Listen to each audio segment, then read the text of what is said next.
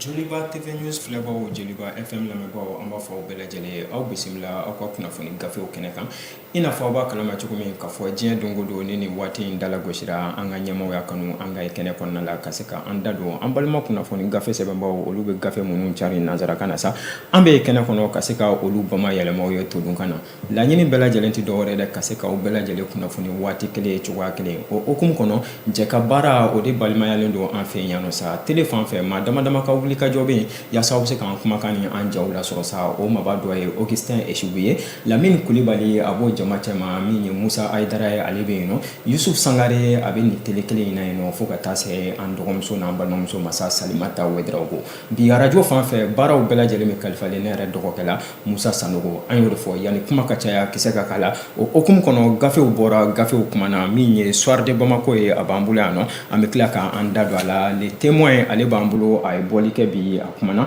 Nouvel Horizon a b'an bolo Indépendant a b'an bolo yan nɔ min ye Alternance ale b'an bolo ni waati m'an kɔrɔ sa min ye Indépendant ye an bɛ kibaruyaw bɛɛ lajɛlen datugu ni olu ye an y'a fɔ a ye cogoya min na sa yanni kuma ka caya kisɛ ka k'a la baaraw bɛɛ lajɛlen an b'a daminɛ ni min ye Soir de Bamako ye kɛ Soir de Bamako a ye bɔli kɛ bi koyi a da bɛ wulikajɔ belebeleba la wulikajɔ min n'o tɛ dɔwɛrɛ koyi a y'a yira sa k'a fɔ ko min ye colonel minnu ni olu sugandira jamana ɲɛmɔgɔ fɛ colonel Asimi Goïta ka olu kɛ général ye sa ko min ye Laya Jara ale de ye fasiri kɛ Soir de Bamako kɔnɔ a y'a yira k'a fɔ ko o colonel ninnu sa ko olu minnu kɛra généraux ye ko bi yɛrɛ ko bi tile yɛrɛ kɔnɔ ko min ye colonel Asimi Goïta ye sa ko a bɛna jɔnjɔn d'u ma min n'a b'u yamaruya u ka se ka u ka baaraw kɛ jamana bɛɛ lajɛlen tɔgɔ la sa jamana bɛɛ lajɛlen ɲɛna Laya Jara ka fasiri la a y'a yira k'a fɔ ko min ye colonel wɔɔrɔ min ni olu sugandira conseil des ministres n'o ye ministres ka laadala ɲɔgɔn ye sa ni o kɛra min ye araba tɛmɛlen kɔnɔna la ko o ministre ninnu minnu ni olu sugandira ministres fɛ sa kɛrɛnkɛrɛnnenya la colonel Asimi Goïta ale ka jɛ kɔnɔna la Laya Jara y'a yira Soir de Bamako kɔnɔ sa k'a fɔ ko jɔnjɔn bɛna d'u ma ka yamaruya d'u ma yaasa u bɛ se k'u ka baaraw ko olu bɛɛ lajɛlen daminɛ ko baara in bɛɛ lajɛlen a bɛna kɛ yɔrɔ jumɛn a y'a yira sa k'a fɔ ko salle de banquet min ni o bɛ jamanakuntigi yɛrɛ ale dagayɔrɔ la sa n'o ye présidence ye palais de Kuluba ale kɔnɔna la ko baara in bɛna kɛ yen nɔ de kaw min ye kibaruya officiel ye sa o ti dɔwɛrɛ ko kibaruya min ni yamaruya din bɛ ko o ka fɔ sa ko ti dɔwɛrɛ k'a yira la k'a fɔ ko maa caman ko olu bɛna ye nin kɛnɛ kan sa minnu ni u bɛna wuli ka jɔ a sabati Laya ka ɲɛfɔli la sa a y'a yira k'a fɔ ko nin baara bɛɛ lajɛlen kɔnɔna la sa ko min ye colonel Asimi Goïta ye ko a yɛrɛ y'a sinsin ko k'a yira don tɛmɛnlen kɔnɔna la k'a fɔ ko baara dafa baara de don k'a sababuya kɛ ko maliyɛnw yɛrɛ de jɛra ni nin waleya in ye koyi ko min ni a kɛra dialogue intermalien o hukumu kɔnɔna de la ko nin laɲini kɛra k'a yira k'a fɔ ko colonel duuru in sa ko cogo bɛɛ lajɛlen ka kɛ yanni cɛmancɛ fanga ale bɛ fori sa ko u ka kɛ min ye généraux ye o baara de hukumu kɔnɔna la sa ko min ye colonel Asimi Goïta ye jamana min bɛ kalifalen ale la an bɛ don min na i ko bi cɛmancɛ fanga hukumu kɔnɔ sa ko a ye nin wulikajɔ ko ka o sabati min ye Asimi Goïta yɛrɛ ye sa ko titre exceptionnel o kɔrɔ maa duuru in cɛ ma sa ɲɔgɔn tɛ ɲɔgɔnmadan ko o waleya yɛrɛ o bɛna ta ka di min ye colonel Asimi Goïta yɛrɛ ma ka kɛɲɛ ni min ye a ka baaraw tagabolo ye sa général d'armée o tagabolo kɔnɔna la a y'a yira Laya ka ɲɛfɔli la ko colonel major Ismaël Wage ka na se colonel Malik Diaw colonel Sadio Kamara fo ka na se Modibo Kone ma ko olu bɛɛ lajɛlen bɛna kɛ grade min ye grade min n'a bɛ wele sa ko général de corps d'armée ko o tagabolo bɛɛ lajɛlen kɔnɔna la sa ko a b'a yira k'a fɔ ko wulikajɔ don ko bari k'a tɛ dan o ma koyi gafe ka ɲɛfɔli la Soir de Bamako o y'a yira sa k'a fɔ ko min ye colonel Abdoulaye Maïga ye ko a titre exceptionnel o kɔrɔ ko sira wɛrɛ bɛ o ko kɔnɔna la sa ko o bɛna kɛ min ye général de division ye ko baara minnu ni olu bɛ ka sabati nin waleya kɔnɔna la sa da donna o tagabolo kɔnɔna la ko ɲina tɛ kɛ cogo si la Laya ka ɲɛfɔli la sa ko min ye Dawud Ali Mohamedun ale kɔ ko ale bɛna kɛ général ye ko o baaraw fana tagabolo kɔnɔ min ye Abdramane Babi ko général don nataw kɔnɔna la min ye Abdoulaye Cissé ko o fana bɛna sugandi nin waleya ninnu kelen ninnu kɔnɔna la décision kelen in don cɛmancɛ fanga ɲɛmɔgɔ colonel Asimi Goïta a ka wulikajɔ kɔnɔ ko min ye Musa Moriba Traoré ko o fana sugandira fo ka na kɛ min ye Keba Sangare ko nin bɛɛ lajɛlen bɛna kɛ an bɛ don min na i ko bi sa Mali généraux kuraw ye ka fara ɲɔgɔn kan min ye tagabolo bɛɛ lajɛlen kɔnɔna ye ko jamanakuntigi a ye nin ŋaniya bɔ ka bin wulikajɔ dɔ kɔnɔna la wulikajɔ min ko ni o kɛra kɛra tɛnɛ octobre kalo o tile 21 san 2024 palais de Kuluba kɔnɔna la. Fasiri an y'a bɔ min ye soir de Bamako kɔnɔ Laya Jara ale ka fasiri don aw bonya b'a la.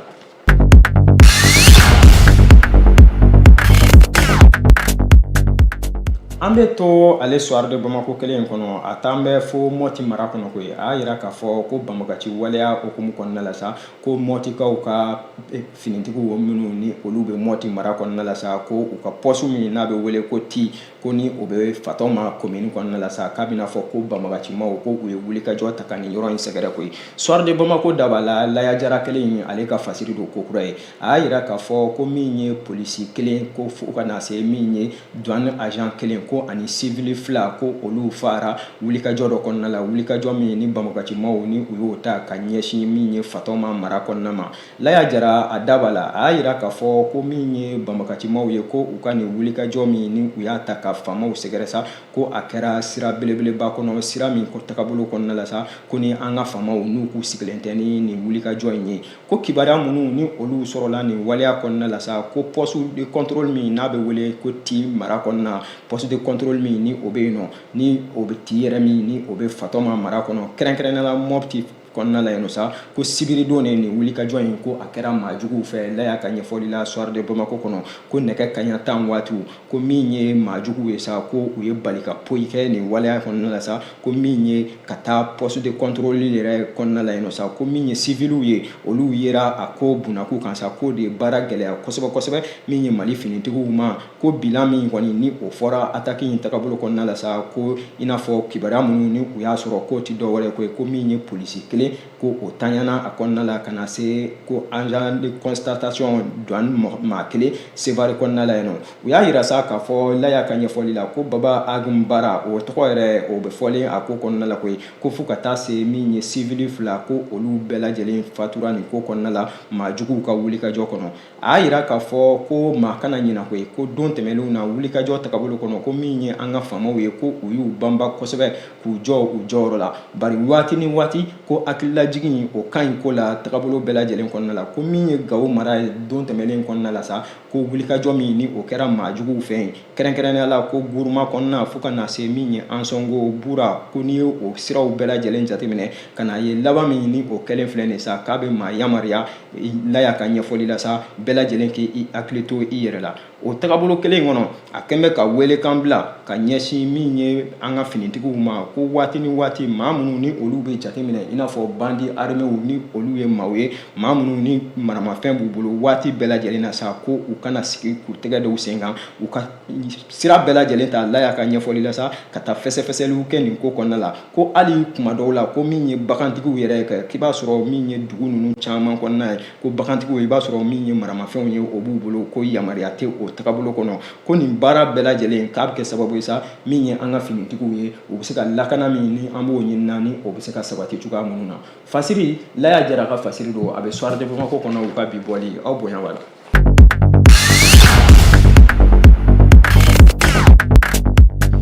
An bɛ bɔ soir de Bamako kɔnɔ k'an ɲɛsin les témoins ma les témoins u ye bɔli kɛ bi u da bɛ wulikajɔ la koyi u y'a yira sa k'a fɔ ko CNT kɔnɔna sa o ti dɔwɛrɛ koyi an ka wasaden bulon ale kɔnɔna la sa ko min ye wasaden fila bɛ yen nɔ min ye Albert Mayiga ale ni Nuhu Sari ye ko olu bɔra ko ka laseli kɛ ka ɲɛsin wulikajɔ ma wulikajɔ min ko ni o bɛ u ka session kofɔ koyi ko bari wulikajɔ min don laseli min don sa ko laadala laseli tɛ ko k'a sababuya kɛ gafe yɛrɛ kɛn bɛ k'a fɔ ko u kɛn bɛ ka couleurs ko ka olu annoncer session kɔnɔ ko y'a yira ɲɛfɔli kɔnɔ i n'a fɔ min ye gafe les témoins a daba la cogoya min na Amidu Keita ale ka fasiri don a y'a yira k'a fɔ ko session budgétaire octobre san 2024 ko o baaraw bɛɛ lajɛlen ko olu daminɛna dɔrɔn ko min ye nin wasaden belebeleba fila ninnu ye n'o ye Nuhu Sari ale ni Albert Mayiga ye sa ko olu ye min ye bɔli kɛ ka ɲɛfɔli kɛ ɲɛfɔli min ko ni maa k'u sigilen tɛ ni a ye don tɛmɛnlenw na u ka tagabolo tɛ k'u y'a yira sa k'a fɔ ko tiɲɛ don an bɛ don min na i ko bi sa jamana bɛ wulikajɔ minnu na tagabolo minnu bɛ yen nɔ sa ko o siraw bɛɛ lajɛlen kɔnɔna la ɲɛfɔli caman kɛra o ɲɛfɔliw n'u tagabolo bɛɛ lajɛlen kɔnɔ min ye nin wasaden fila ye kɛrɛnkɛrɛnnenya la ko min ye Albert Mayiga ye ko ale ye ɲɛfɔli ta ko a y'a yira a ka ɲɛfɔliw bɛɛ lajɛlen kɔnɔna la sa k'a fɔ ko siga tɛ min na fefefefewu ko Mali jamana an bɛ don min na i ko bi ko bisibasa caman bɛ a kɔnɔ hali ni k'a sɔrɔ ko yɛlɛmabolow ko kɔnɔli bɛ kɛla olu la min ye kalenkanw ye ko o caman dira wulikajɔw tagabolo kɔnɔna la ko min ye siraw caman ye jamana ɲɛmaw olu ka wulikajɔw okumu kɔnɔna la ko fo ka na se banbagacimaw olu bɛ wulikajɔ minnu sabatila an bɛ don min na i ko bi nin bɛɛ ye Albert Mayiga a ka ɲɛfɔli ye wasabulon kɔnɔ ko n'i y'o siraw jateminɛ camancɛ fanga okumu kɔnɔna la an bɛ don min na i ko bi ko tagabolo caman bɛ yen nɔ ale yɛrɛ ye laselilikɛla ye laselilikɛla min ni waati bɛɛ lajɛlen ni a bɛ transition senfɛ ni o ye conseiller ko o baaraw bɛɛ lajɛlen kɔnɔna la ko waati ni waati jagoya don min ye maaw ye u dusu ka bɔ ko ye ko k'a sababuya kɛ tagabolo ni tagabolo minnu bɛ yen nɔ wagati bɛɛ lajɛlen na sa ko faamuyali o tɛ sɔrɔ o baaraw kɔnɔna la Albert Mayiga ka ɲɛfɔli la halisa wasabulon kɔnɔ k'a yira k'a fɔ ko min ye camancɛ fanga min ni a b'an kunna ko tiɲɛ don k'a fɔ u bɛ baara sugu bɛɛ lajɛlen na ko bari jateminɛ belebeleba kan ka ye wulikajɔw la ko a b'a ka kuma o gɔri turu wulikajɔ jumɛn kɔnɔ ko min ye minisiri dɔw ye ko sira kan ka lajɛ olu ka tagabolow la ka ɲɛsin camancɛ fanga ɲɛmɔgɔ président yɛrɛ min ni o bɛ transition kunna k'a ka jateminɛ caman kɛ nin waleyaw kɔnɔ ko don tɛmɛlenw na min ye rapportw ye ni o ye jaabiw tagabolow ye ni o ye gafew ye u y'u da don gafe minnu tagabolo kɔnɔna la sa k'u tun ye gɔri turu nin waleyaw la halisa Albert ka ɲɛfɔli la ale tɛmɛlen kɔfɛ ka bɔ yen nɔ ko min ye wasabulon kɔnɔna la halisa maa min ni o bɛ wele sa ko Nuhu Sar ko ale fana ye kuma ta ko a y'a yira k'a fɔ ko min ye Albert ka kuma tɛmɛlen kɔfɛ ka bɔ yen ko min ye ale kuntilenna ye a y'a faamu k'a fɔ ko tagabolo caman bɛ yen tagabolo minnu ko ni jateminɛ belebeleba ma kɛ a ko la an bɛ don min na i ko bi k'a bɛna kɛ gɛlɛya belebeleba ye wulikajɔ jumɛnw ko don ko min ye jamana ka musakakow tagabolo kɔnɔna ye min ye jamana ka kuranko n'o ye yelen a yɛrɛ ko k'a bɛ sinsin o de kan kosɛbɛ kosɛbɛ Nuhu Sar ka ɲɛfɔli la ko EDMSA ko n'i y'a jateminɛ k'an bɛ don min na i ko bi kuranko tagabolo kɔnɔ ko maaw ta ka lafiya sɔrɔ cogo si la wa ko min ye facteur kow ye sa ko a bɛ n'a fɔ Nuhu Sar ka ɲɛfɔli la dɔ de bɛ farala o kan don o don ko don tɛmɛnlenw na min ye camancɛ fanga ɲɛmaa dɔ bɛ yen nɔ sa kɛrɛnkɛrɛnnenya la a yɛrɛ y'i da lase a ma koyi ni o ye PME ye ko Choguel Kokala Mayiga ko o tun ye wele bila ka ɲɛsin min ye tagabolow ma k'a yira k'a fɔ ko caman bɛna bɔ baara bolofara dɔw la yaasa musakako o bɛ se ka don maliyɛnw fan fɛ cogo min ko min ye Albert ka ɲɛfɔli la ko halisa o wulikajɔw olu ma sabati a kɛn bɛ ka gɔri turu nin waleya kɔnɔna la ka baara bila ka jamana ɲɛmaaw ka olu wele ko session budgétaire san 2025 o okumu kɔnɔna sa ko min ye jamana ɲɛmaaw ye u ka fɛɛrɛ ɲini nin baara bɛɛ lajɛlen na ko kɛrɛnkɛrɛnnenya la min ye tagabolo min ni a bɛ wele ko gouvernement Choguel 2 ko o bolofara min ni o bɛ yen nɔ an bɛ don min na i ko bi sa ko lajɛli caman kan ka y'a la yaasa alternance ko o baaraw olu bɛɛ lajɛlen bɛ se ka sabati wa ko min ye kɔnɔli min ni maliyɛndenw ni olu bɛ k'o kɛ Nuhu Sar ka ɲɛfɔli la o jaabiw olu bɛ se ka kɛ wasafɛnw ye cogoya min na Amadu Keita ale ka fasiri don Amadu Keita a ka fasiri don min ni a bɛ les témoins kɔnɔna la u ka bi bɔli ye aw bonya b'a la.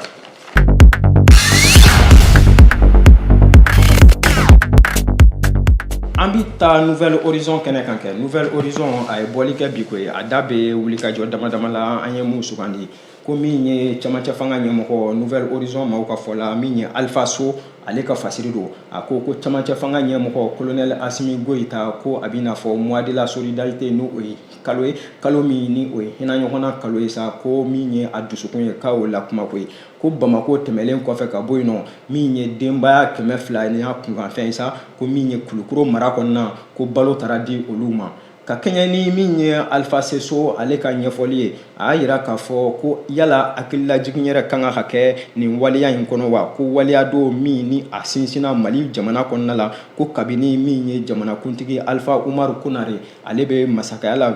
jamanakuntigiya la waati min n'o kɛra ko san 1995 waati n'an ko 1995 ko mois de la solidarité o sugandira Mali ɲɛmaaw fɛ k'a bila octobre kalo la ko depuis o waatiw kɔnɔna la ko n'i y'a jateminɛ président Alpha Umaru Konare ale ka wulikajɔ do a ka hakilina do ka dɛmɛ k'o lase maaw ma maa minnu ni u ni dɛmɛ ka kan sira bɛɛ lajɛlen fɛ ko o baara bolofaraw kɔnɔna la jamanakuntigi minnu fɔra Alpha Umaru Konare kɔ ko olu y'u sen da a sendayɔrɔ la ko o baara min ni o bɛ sen na ɲinan ta san okumu kɔnɔ sa ko camancɛ fanga ɲɛmɔgɔ min n'o b'an kunna Asimi Goita ko a y'a yira k'a fɔ wulikajɔ bɛɛ lajɛlen kɔnɔ sa ko a tɛna laada in a lawuli cogo si la ko o okumu de kɔnɔna la sa o don bɛɛ min ye Mali fantan ani naani bɛɛ lajɛlen na sa ka taa maaw dɛmɛ cogo la dɛmɛ cogo min ni a bɛ maa nisɔndiya ko min ye Kulukɔrɔta ye ko n'i y'a sugandilen ye sa k'a sinsin a kan ko k'a sababuya kɛ maa caman bɛ yen ko olu nisɔndiyara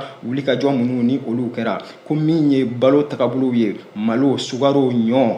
a da bɛ olu la ko o bɛɛ lajɛlen ko a dira Kulukɔrɔkaw ma yaasa lafiya a bɛ se ka na cogoya minnu na ko ka gɔrituru waleya ka maa dɔ yɛrɛ bɛ yen nɔ min ni o ye kuma ta ko ye ko min ye Aliou Musa Tambura ko ale ye maire ye Kulukoro mara kɔnɔna la ko ale ye kuma ta k'a yira k'a fɔ ko donbolo min ni a kɛra Kulukorokaw ye a bɛnna ale ma bi a bɛnna ma sini k'a sababuya kɛ ale ye maire ye Kulukoro mara kɔnɔ ko wa ko u k'u sigilen tɛ ni nin ye koyi ale tɛmɛnen kɔfɛ ka bɔ yen ko maa wɛrɛ bɛ yen min ni o ye bénéficiaire ye o ti dɔ wɛrɛ ye koyi a tigilama ale de ye a ye sɔrɔ kɛ nin ko kɔnɔna la muso don min ye Mariam Fane ale fana ye laseli kɛ ko ka foli belebeleba ta ka ɲɛsin camancɛ fanga ɲɛmɔgɔw ma ko k'a yira k'a fɔ wulikajɔ min ni a fɔra baloko min ni a jɔrɔ tun bɛ u la sa ko a sera a seyɔrɔ la tagabolo bɛɛ lajɛlen kɔnɔ ko ka kɛɲɛ ni nin waleya bɛɛ lajɛlen baara yɛrɛ min ye Asimi Goita ye a kɛmɛ ka baara kalifa maa min na ni o ye président de conseiller spécial ye ka ɲɛsin min ye colonel Asimi Goita yɛrɛ ma koyi ko Agibu Dambele ale de bɛ nin waleya in bɛɛ lajɛlen sinsinna jamanakuntigi tɔgɔ la ko o fana ye kuma ta k'a yira k'a fɔ ko min ye Asimi Goita ye a ka wulikajɔ bɛɛ lajɛlen su fara tile kan laɲini ti dɔwɛrɛ maliyɛndenw bɛ se ka lafiya cogo min o okumu kɔnɔ mois de la solidarité min ni a filɛ nin ye sa ko n'u ma dɛsɛ fewu u ma sɛgɛn fewu ko u bɛ min ye Mali fantan ani naani bɛɛ lajɛlen ka u sen nɔ ye yaasa ka taa donbolow ka taa a di maaw ma maa minnu ni u n'a ka kan min ye Alpha Seso ale ka fasiri don Nouvelle Horizon kɔnɔ bi bɔli don aw bonya b'a la.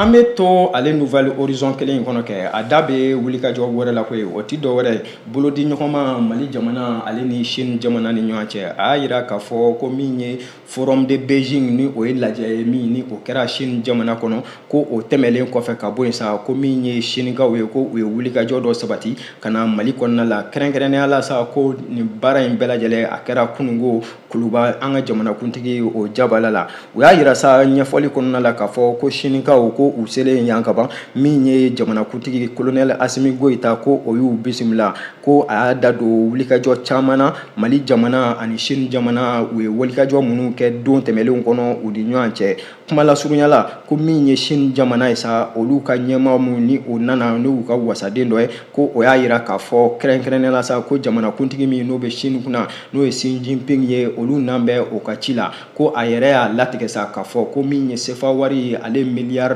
22 ko u bɛna o dɔnɔ Mali jamana ma don nataw kɔnɔ yaasa wulikajɔ bɛɛ lajɛlen bɛ se ka sabati cogoya minnu na maa minnu n'u ye gɛlɛya sɔrɔ jiko bunakun kan ko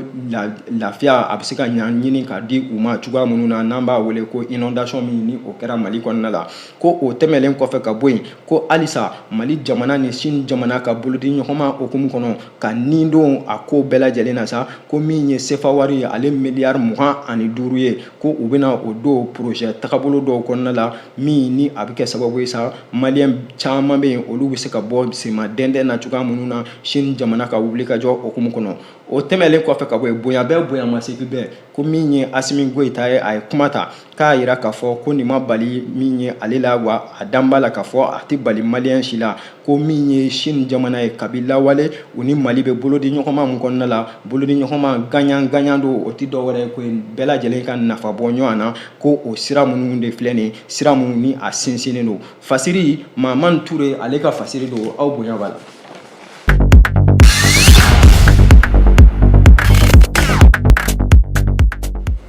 An bɛ bɔ Nouvelle Horizon kɔnɔ k'an ɲɛsin Les Échos welewele ma Les Échos welewele u ye bɔli kɛ bi u da bɛ wulikajɔ la koyi min ye jamanakuntigi kalata u da bɛ o kumakan na u y'a yira sa k'a fɔ ko minisiri min ni o ye Abilaye Mayiga ye sa ko ale ye bɔli kɛ ka ɲɛfɔli kɛ ko alisa min ye maa caman ye olu bɛ kɔnɔlikɛla min ye jamanakuntigi kalata ale dati o okumu kɔnɔna la dati ye jumɛn ye waati jumɛn kalataw bɛɛ lajɛlen min na labɛn gafe y'a yira k'a fɔ ko min ye camancɛ fanga ɲɛmɔgɔw ye sa ko a bɛ n'a fɔ wulikajɔ tagabolo kɔnɔ ko min ye jamanakuntigi kalata min ni o bɛ kɔnɔla maliyɛnw fɛ ni a sinsinna k'a yira k'a fɔ ko san 2025 o waatiw don ko min ye kalata ninnu ye sa maaw bɛ dati yɛrɛ ko ka o de kɔnɔla ka ɲɛsin min ye projet de loi tagabolow ma min ni da donna a kɔnɔ CNT la wasabulon okumu kɔnɔ gafe da b'a la o y'a yira k'a fɔ ko musaka min ni o labɛn bɛ ni o bɛ ka fɔ ni o bɛ ɲinina ka bɛn min ye jamanakuntigi kalata ko a musaka ko a ka ca kosɛbɛ ko k'a sababuya kɛ ko min ye sefa wari ye ale miliyari 70 a n'a kunkanfɛn ko da bɛna don o waleyaw de la ko ka don min ye jamanakuntigi kalata ani wasaden kalata minnu ni jamana bɛ ka olu labɛn ko min ye komite autorité min ni o labɛn bɛ jɛkulu min n'o labɛn bɛ kalata yɛrɛ bɛɛ lajɛlen labɛnni kan ni o ye EJ maaw ye i n'a fɔ les échos welewele daba la cogo min ko EJ maaw ka kibaruya don tɛmɛlenw kɔnɔ ko u y'a fɛsɛfɛsɛ k'a yira musaka ko tagabolo kɔnɔna la sa k'a fɔ ko majɛ dɔw bɛ yen minnu ni olu kan ka fara ɲɔgɔn kan cogo bɛɛ la yaasa min ye jamanakuntigi kalata kɛrɛnkɛrɛnnenya la o baaraw bɛɛ lajɛlen ko olu bɛ se ka labɛn cogoya minnu na ko minisiri min ni o ye Ablaye Mayiga ye ale bɛ wulikajɔ la a n'a ka minisiri so o siraw de tagabolo kɔnɔna la min ye jamanakuntigi kalata min ni o bɛ kɔnɔla san 2025 fo ka na se min ye wasaden kalata min ni o bɛ kɔnɔla ko o baaraw bɛɛ lajɛlen bɛ se ka sabati cogoya minnu na ko ka kɛɲɛ ni min ye octobre kalo tile 7 san 2024 conseil national de transition ni o ye CNT ko ye organe législatif ye o kɔrɔ tɛ dɔwɛrɛ ko ye olu fara bɛ ɲɔgɔn kan kalata yɛrɛ okumu bɛɛ lajɛlen kɔnɔna la ko olu ye lajɛ belebeleba dayɛlɛ lajɛ min ni musaka ko kumaw ko don ka bɛn min ye kalata o labɛnniw ma ko projet de loi olu sigira a kɔnɔ ka se ka ŋaniyaw bɔ ka bin ko Mali gouvernement camancɛ fanga ɲɛmɔgɔw ko olu ye ŋaniya in ka a sinsin k'a yira k'a fɔ ko min ye CNT maaw u ye musaka ko minnu fɔ a bɛ ɲini wa musaka ninnu de bɛ se ka kɛ sababu ye sa min ye jamanakuntigi kalata ka na se wasaden kalata o baaraw bɛɛ lajɛlen bɛ se ka labɛn cogoya minnu na bari an bɛ don min na i ko bi gafe ka ɲɛfɔli la sa maa tɛ se ka gɔri turu waleya kan k'a fɔ ko kalata yɛrɛ a bɛna kɛ nin waati kofɔlen de la fasiri min ye M Sangare ale ka fasiri don a bɛ les échos welewele kɔnɔ u ka bi bɔli aw bonya b'a la.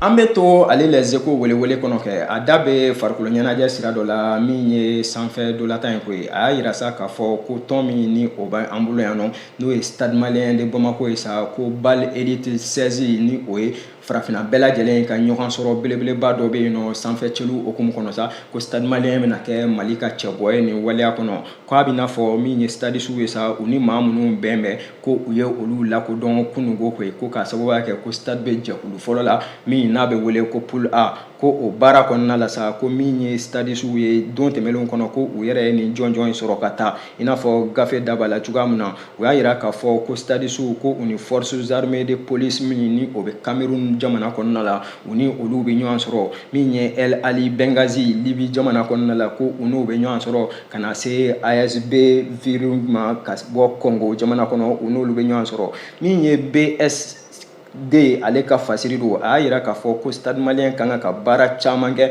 ko ka sababuya kɛ tɔn minnu fɔlen filɛ nin ye sa stade ni minnu kan ka ɲɔgɔn sɔrɔ ko tɔn tɛ minnu ni u dogo mɛn maaw la min ye sanfɛ celu ale tagabolo la n'an ko a ma basket ye an b'a fɔ ala ka stadisiw u jɔyɔrɔ bonya min ye nin fasiri in a bɛ les échos welewele kɔnɔna la bi bɔli.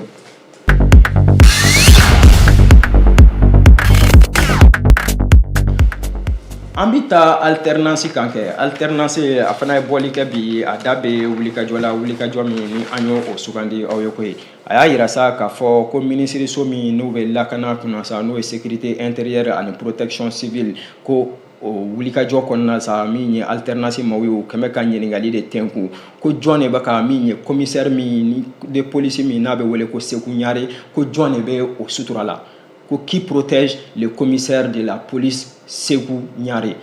an ka fɔ tɛ min ye alternance maaw olu ka fɔ don a bɛ gafe kɔnɔ u y'a yira k'a fɔ ko min ye kabini davika min n'o bɛ wele ko maître Ba Sise ko olu ye wulikajɔ sabati ka ɲɛsin commissaire de police Seku Ɲare ma don tɛmɛlenw kɔnɔna la ko ka kɛɲɛ ni a ka baara kɛcogow ye ko maa caman yɛrɛ ye i da suɲɛ ko ka wulikajɔw ta ka ɲɛfɔliw kɛ ko a donni kama min ye ministre min ni o ye Dawudu Ali Muhamɛdi ye sa ko kumaw taara ɲɛfɔ ale ye bari an bɛ don min na i ko bi gafe ka ɲɛfɔli la sa ko halisa min ye commissaire de police ye sa ko a b'a ka baaraw tagabolo kɔnɔna la taamamɛnɛ sisimabɔ o de kama sa u kɛmɛ ka nin ɲininkali in ka a kuma bila k'u y'a yira sa gafe bɛ k'a yira k'a fɔ ko min ye sigida sabanan ale kɔnɔna la sa ko maa caman y'a ye k'a fɔ ko min ye commissaire de police ye a ka baaraw tagabolo ko a tɛ maaw jala bi a tɛ maaw jala sini o hakilina de kɔnɔna la ko maa caman ye gɔri turu a ka baara cɛjuguya siraw tagabolo kɔnɔna la sariya tagabolo kɔnɔna ko o waleya min ni o bɛ yen nɔ don tɛmɛlenw na sa olu de ye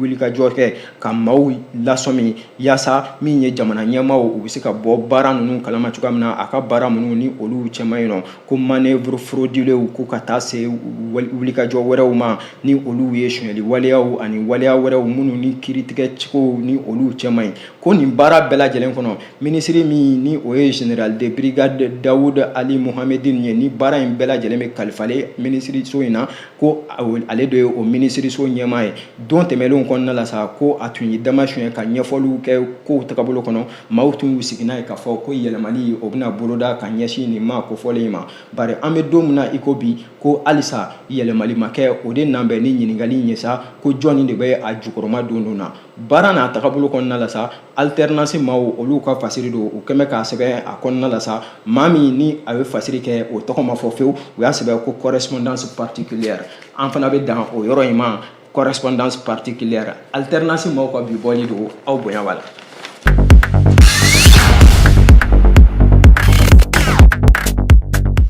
An b'a datugu ni indépendant kɛ indépendant a ye bɔli kɛ bi a da bɛ wulikajɔ la an ye min sugandi a y'a yira sa k'a fɔ ko farikolo ɲɛnajɛ o sira belebeleba don ko min ye bayiba ye ale tɛ maa dogolen farikolo ɲɛnajɛ tagabolo kɔnɔ Mali kɔnɔ dege karamɔgɔ don k'a bɛ n'a fɔ min ye jamana ɲɛmaaw ye farikolo ɲɛnajɛ ɲɛnabɔbaw sa ko min ye an ka U17 ko u ye o kalifa bayiba la U17 ye jumɛn ye an ka denmisɛn minnu n'olu si bɛ talikɛla san 17 la ko min ye bayiba ye sa ko a kɛra sélectionneur national ye ka ɲɛsin nin ma kofɔlen ninnu ma jamana ɲɛmaaw olu ka jɛ kɔnɔna la farikolo ɲɛnajɛ ɲɛnabɔbaw olu ka jɛ kɔnɔ u y'a yira k'a fɔ ko bayiba ye maa ye sa maa min don tɛmɛlen kɔnɔna la sa ni a ye aigle du Mali ni a y'u ta ka se ka aiglonnew ka jɔnjɔn caman ta u ye jɔnjɔn 2 ko o baaraw tagabolo kɔnɔ an bɛ don min na i ko bi sa min ye U17 ye ko o kalifa bɛ bayiba la yaasa ko min ye CHAN minnu ni o bɛ ka kɛ sodenw don CHAN minnu ni o bɛna kɛ